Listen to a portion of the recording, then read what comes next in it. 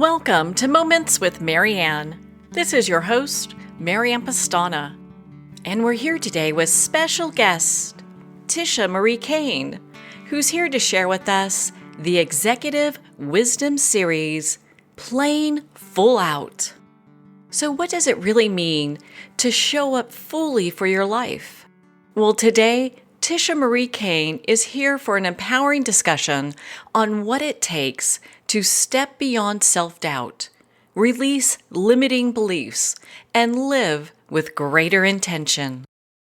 Tisha Marie Cain is an executive counsel, C-suite breakthrough mindset coach, clinical hypnotherapist, and multiple #1 best-selling international author and artist who helps people rewire their subconscious, release emotional weight, and transform their relationships with money, power, and self-worth. She works with a wide range of clients, including Fortune 500 executives and visionary leaders, guiding them through deep mindset work, subconscious healing, and unapologetic self-liberation. Tisha Marie Cain is highly sought after for her work in elevating executive mindsets with clarity, confidence, and strategic vision to convert opportunities into measurable advantages. So welcome to the show, Tisha Marie Cain. Thank you, Marianne. I'm excited to be here. Oh my goodness, what an honor it is to have you here and to talk about Playing Full Out as part of the Executive Wisdom Series. So I'd like to kind of dive down into the basics. And I think for a lot of people who are saying playing full out, like, what does that mean? What does playing full out really mean to you? And how has it transformed your coaching journey? I love our talks together. Let me just preface that. We have like the best talks, and playing full out is so important because I play full out in life. And what that means really is removing the safety net of almost. Like, I almost made it. I almost got it. I almost transformed. It removes that. And it's a decision to stop negotiating with fear and start leading from your truth. And I'm really passionate about playing full out in life. And when I chose to play full out in my own life, my coaching stopped being about techniques and it started becoming about transmission into my clients. My clients just didn't hear me then. They felt me. They felt my passion, and it oozed out of every fiber of my soul because I started playing full out in my businesses. And that choice collapsed the timelines, and it deepened the trust with my clients, and it turned my work into a calling rather than a career. So there are a couple of terms I want to talk with you about. I mean, one, playing full out, it sounds like that means just giving it your all. Yes, you could give it all your all. And I think deeper still is going deeper into that, where you can set yourself up for success. How do I create a bubble for myself here? Because I know I have a line of sight where I want to be in the next 3 months, and I'm going to create a bubble, and everything I do is going towards that line of sight. So I create a line of sight for success so I can play full out, if that makes sense. It does. Thank you for sharing that. And the other term I want to talk with you about is collapsing timelines. What is that? Yes. And I speak about collapsing collapsing timelines. Time is, I don't know if some of the listeners will believe this, but time is fraud. It's not really real because we really don't have a past and we don't have a future. Everything we have is now and now and now. And if you're operating in the past, you're typically depressed. And if you're operating in the future, you're typically anxiety ridden. So I just stay in the now and collapse all of that by remaining present, focus driven, and hoping and wishing and praying that the results are happening in the now space. So I don't have to wait for the future, and I don't have to predict the future on the past. I collapse all of that into one timeline, which is now. What can I do right now to play full out in my life and get everything out of this life that I ever dreamed possible. So, can you share a personal story where you overcame like a limiting belief to achieve success? Absolutely. There was a moment early on in my journey where I realized my biggest limitation wasn't the skills that I had, but it was giving myself permission. Back then, I believed that I had to be more before I took up space. So I needed to have all of the certificates, all the practitioner, all the coaching, all the Juris Doctorate and I stay in the word and the Bibles. I read all Bibles where it says, study to show thyself approved. And so that was a limiting belief. I had to be more proven to speak up, to share my gifts, to guide and coach people along their journey. And once I transmuted that out, once I started taking up space because I gave myself permission, the day I chose to speak up as a leader, I was opening up doors that I never thought were available, and logic couldn't explain it. So the belief didn't disappear first, but the action helped do that. And then the belief followed. Oh, okay. I like how that all comes together like that. I think a lot of times people don't think it could be that easy. I know. And I speak about pushing the easy buttons. It really is that easy. What are we doing? Here's what I know, that God created light, right? That was the first thing that was created. So, vision. However, the caveat to that is I am an audio learner. And so I like to hear things. And then once I hear it, I have a memory to bring it into my body and feel it. So the vision boards really don't work for me all that well, but I stack them. So I'll do the vision boards because I got to first see what I'm up against, see what I want to create. And then I bring in, what does it feel like? What does it sound like to play full out in my life? What would that look like if I fully embodied who I was and who I am, and collapse those timelines from who I was, who I am, and who I want to be, and bring it all into the now? So I know you share about this quite a bit. How can embracing the law of reciprocity enhance relationships, especially between coaches and clients? I love reciprocity. It's energetic before it's transactional. When a coach like me leads with generosity and presence and integrity, and I'm all about, the highest integrity, clients rise to meet my standards. So if I show up as that, they rise to meet me. They show up prepared, and then they implement what I teach. And then they start referring their clients and their family, and that reciprocity just continues through um, to have a ripple effect out into the communities. Now, do you have an example that you've seen of that? Because I'm sure you work with so many people, you've kind of seen examples of that along your path. Yeah, the reciprocity is okay. I had a client come in, and she was a bit worried about hypnotherapy. She didn't know if she could be hypnotized, and just kind of ensured her that everyone could be hypnotized. If you're traveling in your car and you're traveling from point A to point B, and you get to point B and you're like, "Oh my goodness, I don't even remember the roads I took to get here." The roads hypnotized you. So when I ensured her that everyone could be hypnotized, just play full out, play the game, just play this game of hypnotherapy. She invested, time and money into herself today. Play the game, play full out. Um, and then it transformed her life.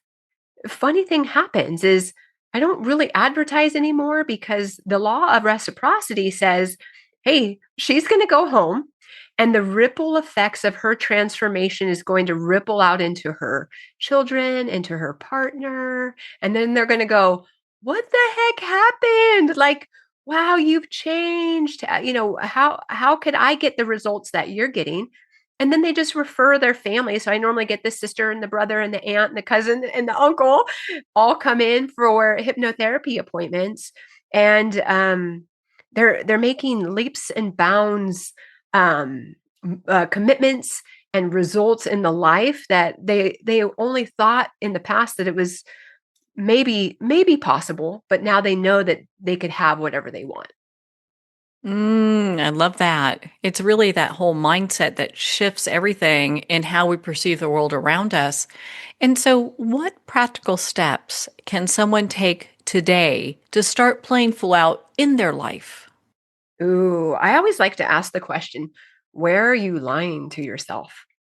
And start telling the truth first to yourself. So when I sat and I meditated one morning, okay, where am I lying to myself? Okay, I think I'm healthier than I really am because I really need to start drinking more water. So I'm like, okay, all right. I started telling the truth to myself. I'm only getting 3 cups of water in a day. That really should be 6 to 8. So I chose one place where I was withholding. And then I started fully committing to that and I managed everything. So I'm like, okay, I normally drink 3 cups of water. I'm going to increase it to 6. And then really look at that. Look and see, am I wanting to feel better? Am I wanting to feel healthy? And then I started speaking what was unsaid. I took bolder action. I raised the standard for myself just enough to fill the edge. Because sometimes I think in the past, for me, Marianne, I was like, I would raise the standard so high that I wouldn't finish what I started because it was too hard. So I just started lowering the bar, and I lowered the bar and just said, okay, I normally drink 3 bottles of water. I'm going to drink 4 bottles of water today. And I made it easy for myself. So when I took bolder action, I started playing full out to build one contagious decision at a time to give me momentum. That's such a very important piece. How do you integrate visualization and affirmations into your daily routine, and what impact have they had? Ooh, I don't visualize the outcomes. What I do is I inhabit the identity that I want. So I see, I feel, I breathe into the version of me who already leads at the level of success that I want to lead. And that's a mouthful, but that's what I do. So I look at who I want to become and I see it, I feel it, I breathe into it. And then affirmations aren't repetition, they're a remembrance. I am safe. I am a survivor. I am one with the one. And over time, my nervous system learned what success felt like in my body. And I began to treat things as normal. That visualization, that affirmation began to feel normal in my body because it was a felt sense. So, when people use that in their lives, what can they expect? They can expect leading from a more embodied space out of their head and into their body. I say this often is, they lied to us. They said our brains were in our heads, and it's not. It's in your gut. And it's that feeling. Okay, what does your gut feel? And so when you take those visualizations and the affirmations and you bring it into your body, what does your gut say? Yes, I could do this. I can do this because what I know from the past is I've always shown up. I've had the strength. I've had tons of resilience. I can speak to that. And so I can visualize where I want to go because I have fine examples of people doing what I want to be doing. And so when I bring that into my body and into my gut and feel it, it materializes in the now timeline if you could integrate it. So, can you describe a moment when community engagement led to unexpected opportunities in your career? Absolutely. I did this. It was really fun. I did Cain Coffee and Conversations down at our local coffee shop. And what I wanted to do was I just wanted to come from a place of service. And so I generated the hype and said, hey, if you come down, Wednesday at 10 and you hear my little spiel, I'm going to buy your coffee. And they're like, what? And I'm like, yes, I'm going to buy your coffee. I want you to come down and hear my little spiel. And what I had going for me was I was just coming in at a place of service. And every breakthrough in my career came through people and not of strategy. Although I kind of strategize this cane coffee and conversations to get people there, but it was the interaction, it was the connection to the people, one conversation, and then that entered with service rather than an agenda. And I just said, you guys, I'm not here to sell you anything. And in fact, I'm here to serve on a bigger level. And if you listen to my little spiel today, and if you take one nugget on how I can help you, and I'm a serial entrepreneur. I have all the businesses. I have a legal business. I have a coaching business, executive coaching business, and I have Cain and Company Publishing, where I publish your voice and your story.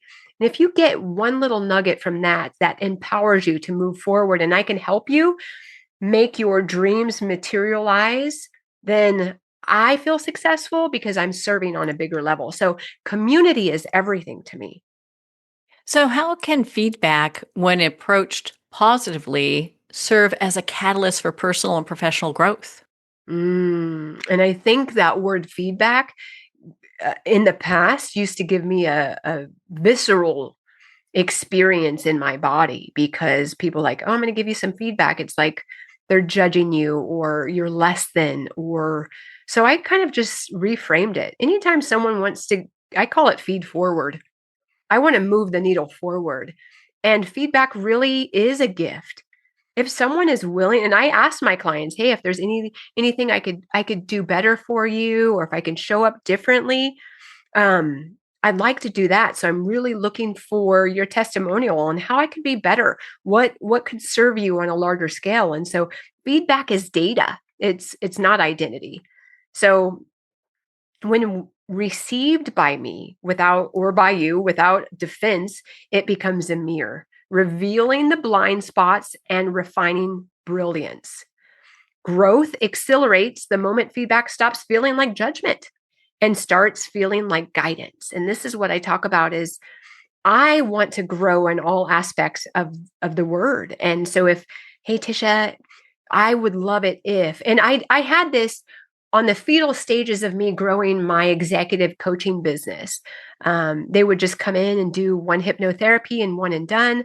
And one client just said, I feel like I need a little bit more of you. I don't think I need a whole session, but I just need to kind of process. Would you be willing to give me, a call after? And I'm like, you know what? That's great, because I want to see how you're integrating with your new insight. I want to see how you're integrating with your new awareness about your past and about your future and where you are now.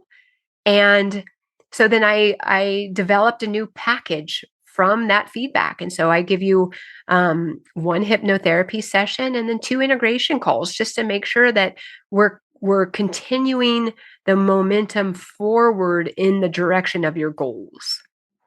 Well, I know some clients do one appointment with you and they get the realization that they need and they're good, while other clients need to see you. They choose to see you again and again and again because they're working through different layers. I would think that having just life experiences, a lot of times if we have one layer that's there, we get rid of that, another layer pops up. Absolutely. And this is relating back to the topic of the show, is playing full out. Sometimes clients come in and they're unsure of, am I going to judge them? If they were so very transparent, that are they going to be judged? And so maybe they'll not let it all out, or maybe they'll just hold back a little bit. Whereas we talk about everything, get it all out. Because a lot of times once we just speak it out and like, okay, this happened in the past and I have some guilt or shame or sadness around that, it really transforms their life. But if they don't play full out on the session, they'll keep coming back. And it's great because it's developing safety and knowing that I'm a safe place to land, and I'm going to keep moving them forward because I care about their goals. I care about their results. sometimes more than they do. So when they come back, we're like, okay, we've worked on that. Now what's come up for you? And then they'll say, oh, okay, I've had this now that I have some guilt around. Can we work on that? So it's really taking them down through there's 6 major emotions: anger, sadness, fear, shame, guilt. Taking them down through those 6 major emotions. And if they can come in and do several sessions, whew, I mean, they really transform their life because they can get some comprehension around their false limiting beliefs that they didn't have before. Do you ever get clients that come to you and they know that they are, let's just put it this way, they're having a life that would be the equivalent of a hot mess, and but they don't know why. They don't know why that's happening over and over again. Why am I choosing the wrong guy over and over again? Why am I not losing weight and binge eating at night over and over again? Do you ever get those clients that are trying to figure out why this is happening, and what do they do next? Yes, I do. And it's funny that you say hot mess because I have had several clients say, I'm just a hot mess. I don't even know where to begin. And I just guide them back to themselves and start taking radical responsibility. So having that willingness to feel discomfort, and get a devotion to self-honesty. Where are you? What are you doing? Like, okay, well, I feel like junk, okay, well, what are you doing? Are you eating good food? No, I just ate hamburgers all week. Okay, well, let's start small and take some radical responsibility in your life. And in the coaching space, we talk about getting them from effect, they're at the effect of their life to I am the cause of my life. And once you swing that pendulum to I'm the cause of my life, how am I causing this? Everything shifts. Is it because they're taking personal responsibility about what's appearing in their life? Absolutely. They're taking personal responsibility and radical responsibility to say, okay, how is this me? And how did I cause this? I'll give you a simple little story. I have a cleaner that helps clean the house for me.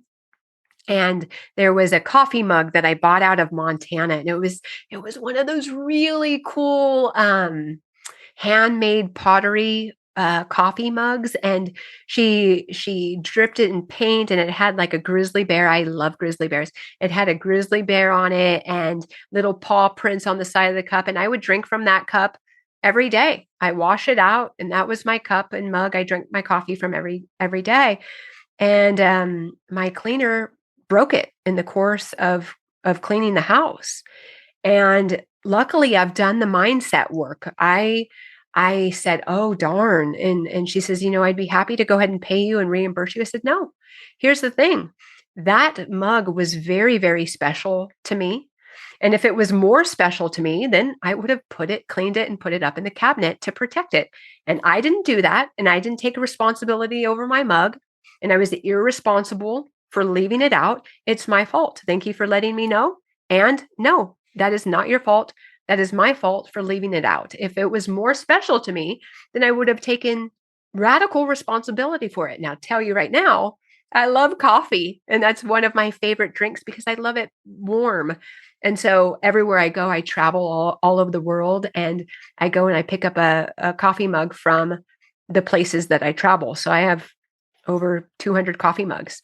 And because of that situation, it changed my life. And now no one washes my coffee mugs. I drink out of them.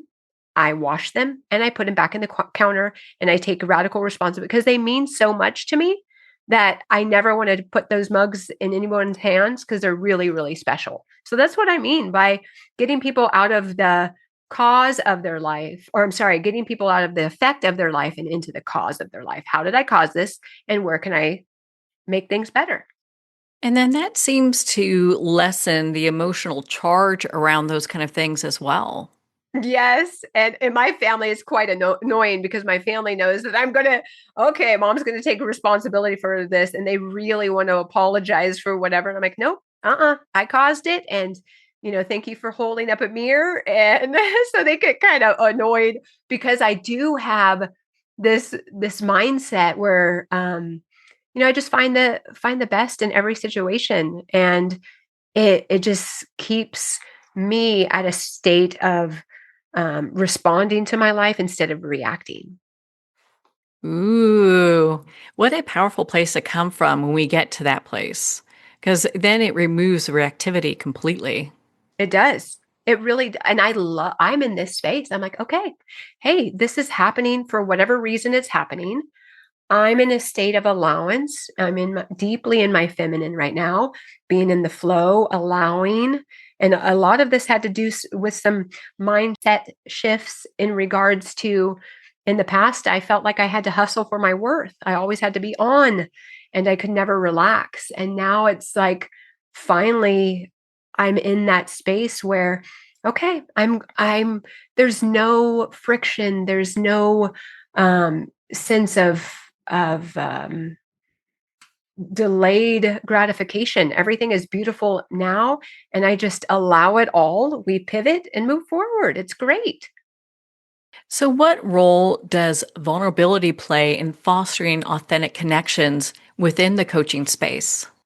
Vulnerability is the doorway to trust. People think I just show up here all, well versed and educated and I have everything together. And once I start breaking down the framework and the strategies that I've used in the past and get real vulnerable with my clients, that's where they begin to trust me more. And when a coach models that emotional honesty, and when you model it from a place of like grounded leadership, the clients start feeling safe enough to remove their mask and um transformation happens for them once they take their mask off. So when I can come in and be very vulnerable, I haven't always had this great of a mindset. And in the past, it was really, really junky. I mean, it was negative all the time. And I wasn't magnetic now because I'm like, oh yeah, that happened for me. It's great. It all worked out. It moved out of the way for a reason, or it moved in its way for a reason. And I allow it all and become very vulnerable. That's where transformation happens. So, can you share a success story that illustrates the power of collaboration and community support? hmm Some of my most impactful work emerged from collaboration. A few years back, I hosted a radical forgiveness healing ceremony. Now, my mindset at that point is I was totally ready for radical forgiveness. And we were in a state of grace right on the onset, right after the pandemic. And a lot of people weren't ready for forgiveness. And I opened up 100 spots to host this ceremony. And I sold 33 spots. But I tell you right now, what was interesting about that collaboration, everyone's strengths came together that day and egos softened. And alone together, we moved fast through it. And we moved faster through the radical forgiveness more than we imagined that we could. And the community didn't dilute the power. The community amplified it. So even though we were only 33, we were 33 strong. And then we looked at how important 33 throughout the holy books, how important that number was important for our radical forgiveness. So when the community came together to collaborate, we moved mountains that day. And we really believed that we were helping our community by doing this forgiveness work. I love that. I love how that all comes together.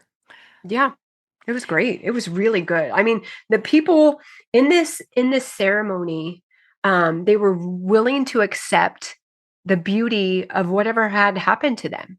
One of the questions I got to give you a little bit of insight on this ceremony, because what I asked the people to do was first have an investment, so they had to buy in to be here. So I knew that they were in, and then two, we all stood in a circle and I facilitated. And I said, if you've ever had a large sum of money stolen from you, step into the circle.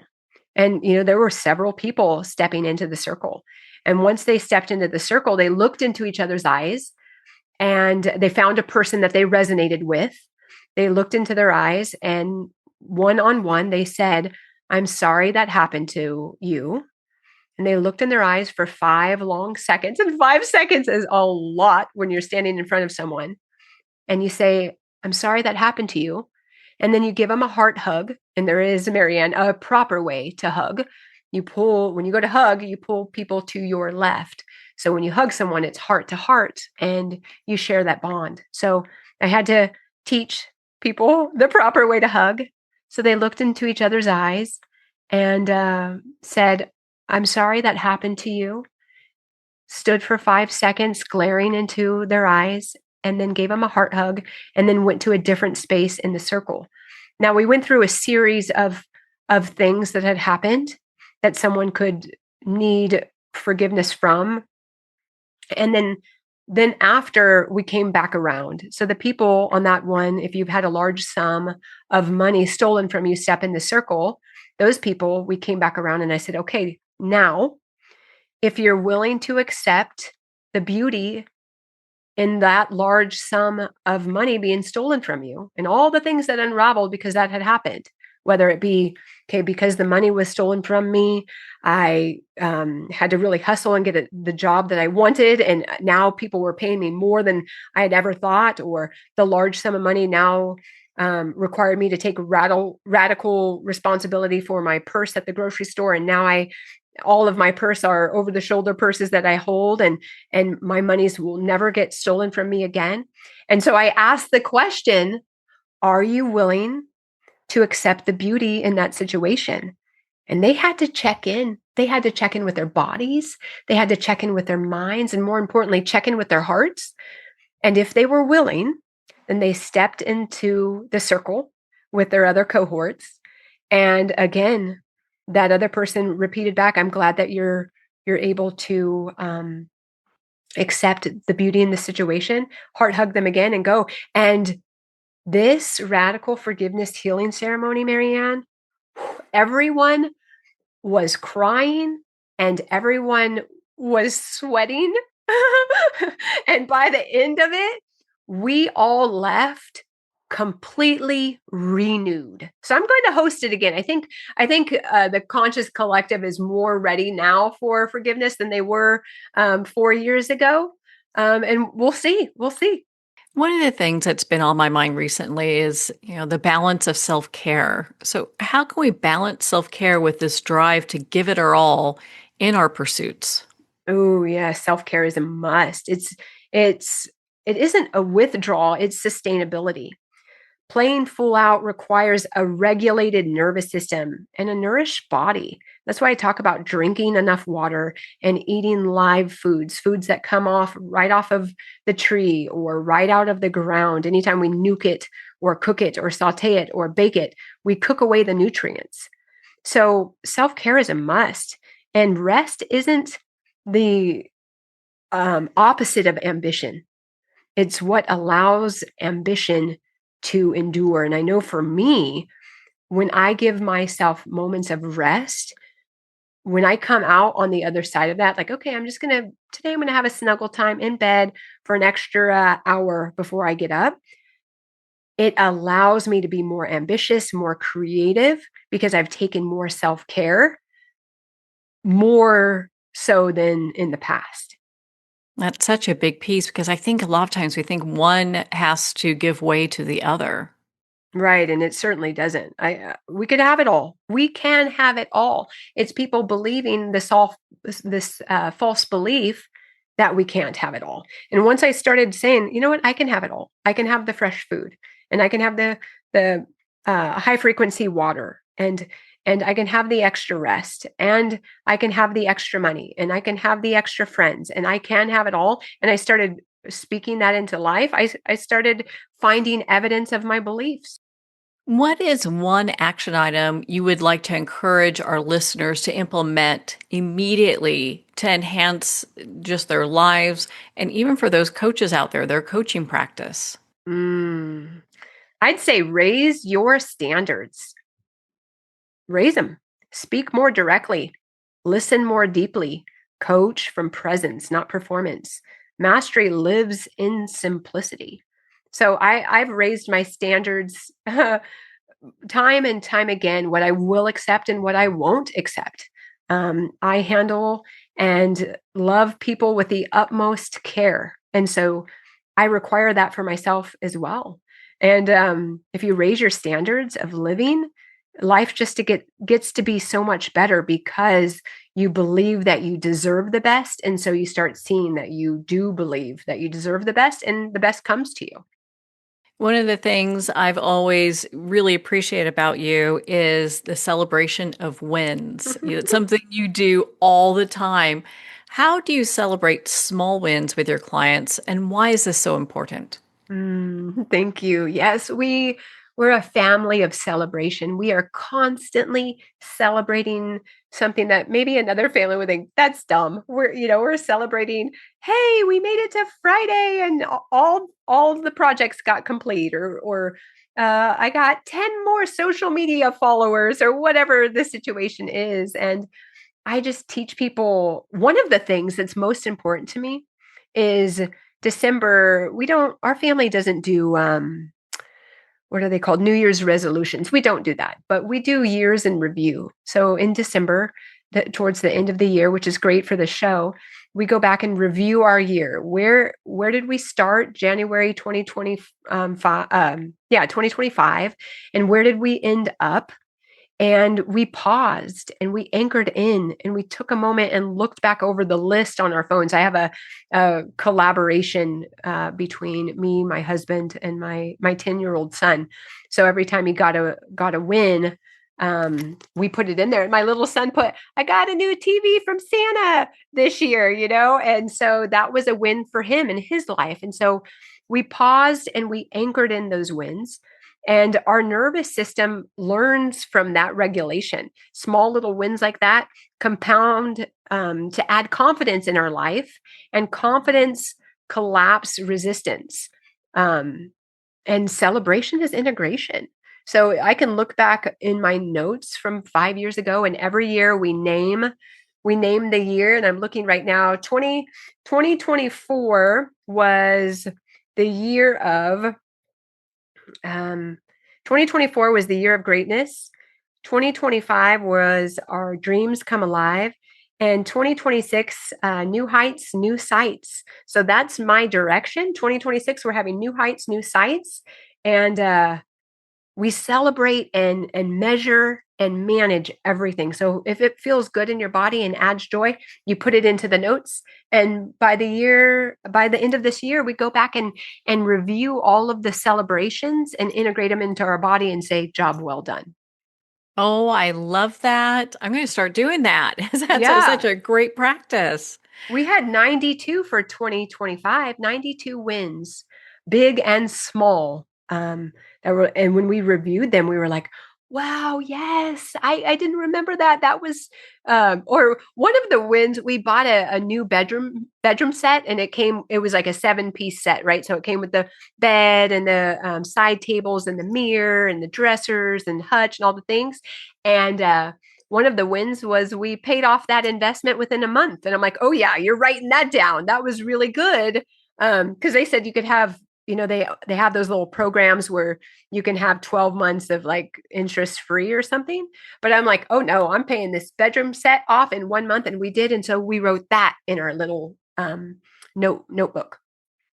Well, I would write that down too. And I like how you write it down because a lot of times at the end of the year, we look back and I think a lot of people focus on the negative, like, oh my gosh, I had such a tough time, or these things happened, or you fill in the blanks. So going back and looking at the wins, big and small, puts things in perspective.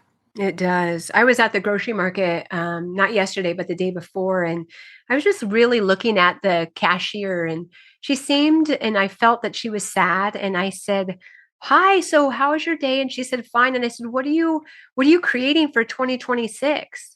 And she goes, "Well, I just want to survive it." And I said, "Oh, okay. Tell me more." And she goes, "Well, 2025 has been the worst year of my life. And if I could just survive 2026, I'm going to be good." And I'm like, "Well, it's New Year's Eve. I think you're going to be good." And she goes, "Well, I guess so." And she said that, she confided in me at their checkout stand. I guess I'm really easy to talk to, Marianne, but She goes, my husband, he passed away this year, and it's been really, really difficult. And I just took a moment and I said, you know what, I want to acknowledge you for your strength. I want to acknowledge you for showing up, and thank you for ringing up my groceries, because if it wasn't for you today, I'd probably be in long lines. So thank you for coming to work today, and I see you and I acknowledge your strength. So for you, I'm just wrapping your heart in a warm blanket of love. And not only 2026 are you going to survive, you're going to call in some good things for yourself and your family. And she stopped what she was doing and asked if she could give me a hug, and I said absolutely. So I mean, it's so important to really celebrate how far we've come in, even amidst all of the challenges that we face. So, what is a common misconception about playing full out that you find hold people back? That playing full out means burnout or sacrifice, and it's neither. Playing full out is not a force, it's an alignment. When you're aligned, energy increases instead of depleting you. So I just play, okay, I am committed to this project. I'm going to go into the office. I'm going to shut the door. I'm going to give myself 3 hours of dedicated space, play full out on this project, and I'm going to get this completed. I'm so deeply aligned with the goal that I don't get burnout, and it doesn't feel like sacrifice. And in fact, it feels like the opposite. Like it feels like a sense of completion and a sense of worthiness because I played full out. I think that's such an important piece. And I know that you have this very, very successful publishing company. So, how can storytelling be a powerful tool in motivating others and building a strong coaching brand or just a brand for executives? Mm. I tell a lot of stories because stories bypass the mind, and they speak directly into people's heart and into their nervous system. And I talk about nervous system a lot because it's really bringing it into your body. So stories are really important because they allow people to see themselves inside the transformation.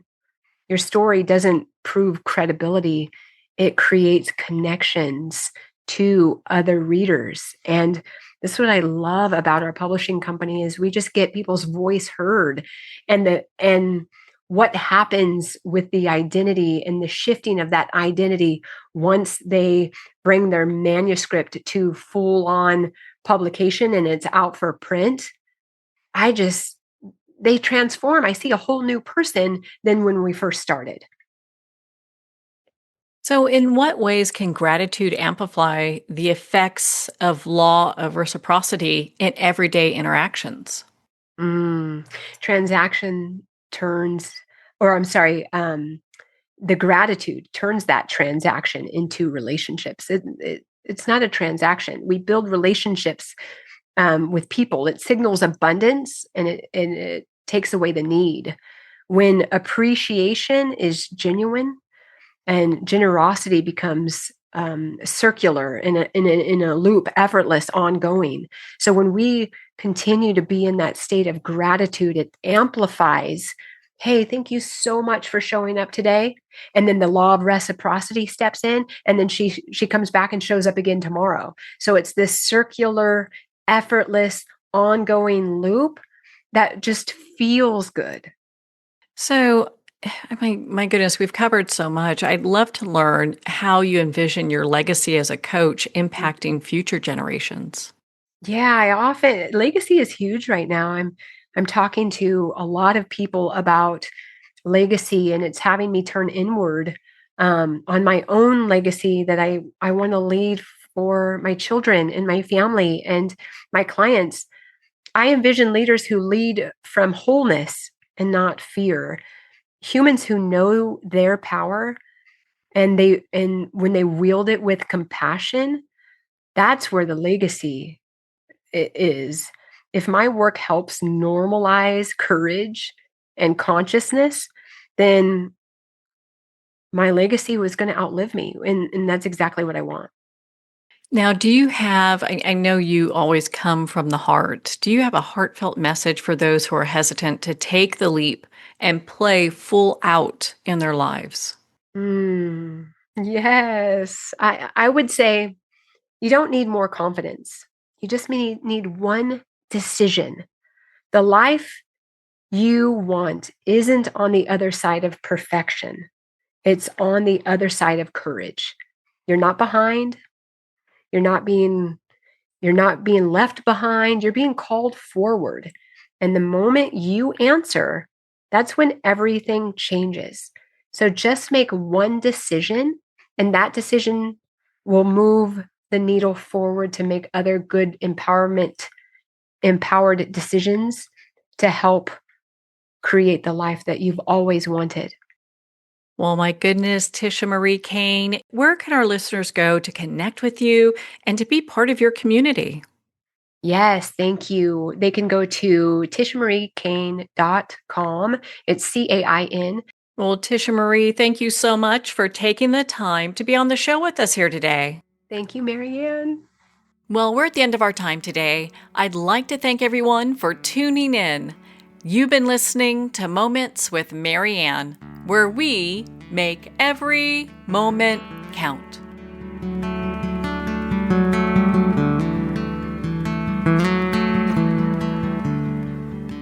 In a single moment, your life can change. Moments with Marianne is a transformative hour that covers an endless array of topics with the best of the best. Her guests are leaders in their fields, ranging from inspirational authors, top industry leaders, and business and spiritual entrepreneurs. Each guest is gifted and a true visionary. A recognized leader in her own work, and while teaching others to develop, refocus, and grow, Marianne will bring the best guest and sometimes a special surprise. Don't miss this. You never know just which moment will change your life forever.